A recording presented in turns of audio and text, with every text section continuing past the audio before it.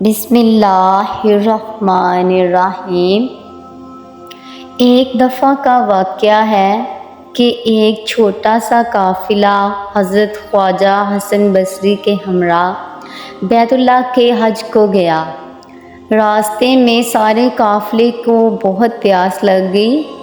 راہ میں ایک ایسا کنواں نظر آیا جس کا پانی بہت نیچا تھا اور اس تک پہنچنا اور پانی حاصل کرنا بالکل ممکن نہ تھا۔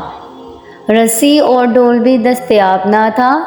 لوگ بہت پریشان ہو گئے کہ اب پانی کیسے حاصل کریں۔ خواجہ حسن بصری نے لوگوں سے فرمایا، میں نماز ادا کرتا ہوں، تم لوگ پانی پیو۔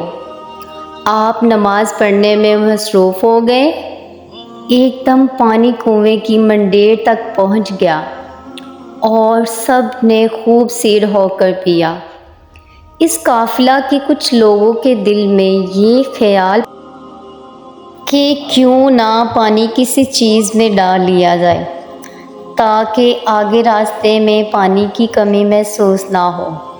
ابھی وہ لوگ پانی ساتھ لے جانے کا انتظام کرنے کے بارے میں سوچ رہے تھے کہ پانی فوراً نیچے اترا۔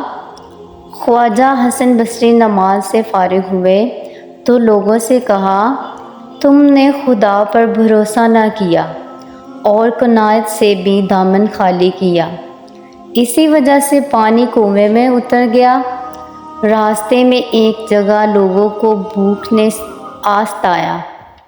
انہوں نے خواجہ صاحب سے اپنی حاجت بیان کی۔ خواجہ صاحب نے ایک کھجور کا درخت دیکھا جس پر کھجوریں لگی ہوئی تھیں۔ آپ نے کھجوروں کو حکم دیا کہ میرے دامن میں آ جاؤ۔ کھجوریں درخت سے آپ کے پھیلے ہوئے دامن میں آ گریں۔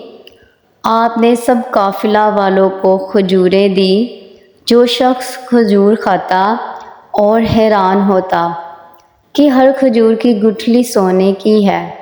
لوگ گٹھلیوں کو مدینے لے گئے اور فروخت کیا اور اپنی ضروریات پوری کرنے کے علاوہ باقی مال خیرات کر دیا۔